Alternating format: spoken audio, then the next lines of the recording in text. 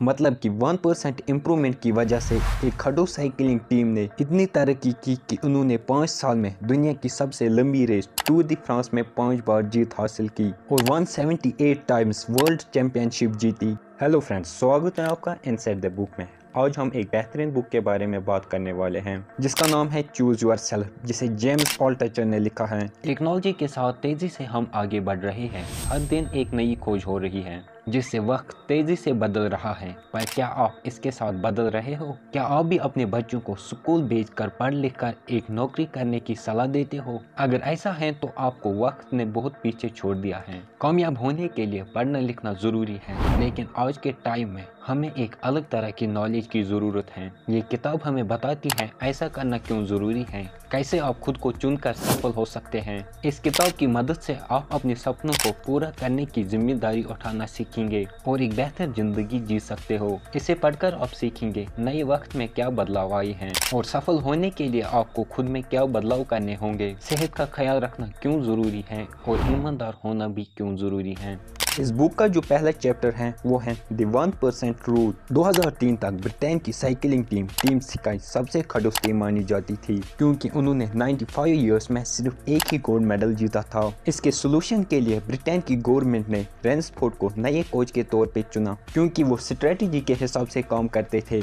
वो मानते थे अगर हमारे छोटे से छोटे काम में 1% इम्प्रूवमेंट करे तो एट द एंड हमें रिजल्ट एक्सीलेंट मिलेगा। इसीलिए उन्होंने साइकिल की सीट रिडिजाइन की जो राइडर्स के लिए ज्यादा कंफर्टेबल हो। राइडर्स की टी शर्ट के लिए अलग अलग फैब्रिक यूज किया जो ज्यादा कंफर्टेबल और लाइट वेट हो। उन्होंने स्पेशल पिलोज और मैट्रेसेस बनाए जिससे राइडर्स अच्छी नींद ले पाए। मतलब उन्होंने हर वो एक चीज 1% इम्प्रूव की जो साइकिलिंग से रिलेटेड थी। मतलब कि 1% इम्प्रूवमेंट की वजह से एक खडू साइकिलिंग टीम ने इतनी तरक्की की कि उन्होंने 5 साल में दुनिया की सबसे लंबी रेस टूर दी फ्रांस में 5 बार जीत हासिल की और 178 टाइम्स वर्ल्ड चैंपियनशिप जीती। इसलिए खुद को डेली इम्प्रूव करो और एक साल बाद आप देखोगे आपने खुद को 38% इम्प्रूव किया होगा। और छोटी छोटी गलतियां करने से बचो क्योंकि इंसान पत्थर से ठोकर खाता है, पहाड़ों से नहीं।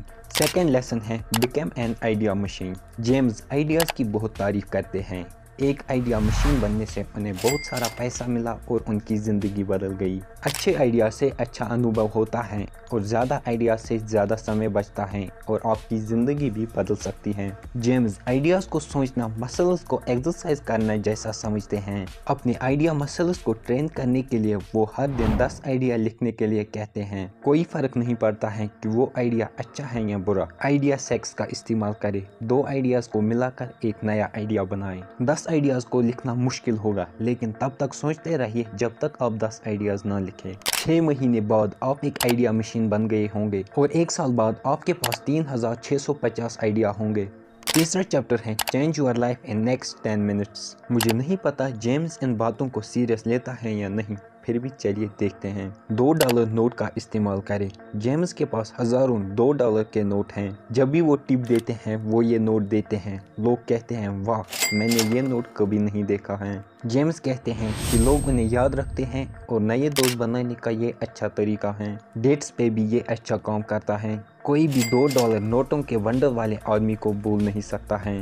दूसरा है डॉक्टर का कोट पहने। जेम्स इसे इसीलिए पहनते हैं क्योंकि ये कंफर्टेबल होता है और इसमें बड़ी जेबें होते हैं जिसमें इलेक्ट्रॉनिक डिवाइस रख सकते हैं। लोग असल में उनसे डॉक्टर की तरह बर्ताव करते हैं और उनके लिए रास्ता बनाते हैं।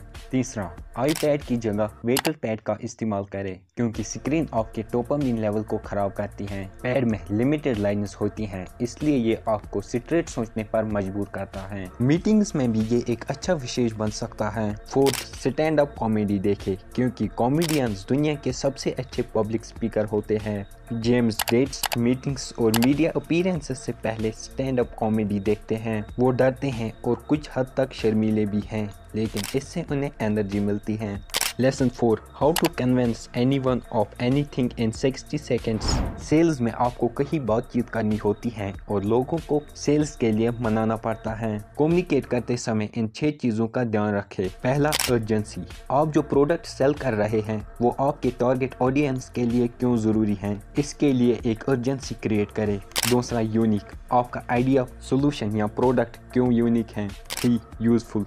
आपका प्रोडक्ट क्यों यूजफुल है। स्पेसिफिक डिटेल्स दें और बताइए आपका प्रोडक्ट क्यों यूजफुल है।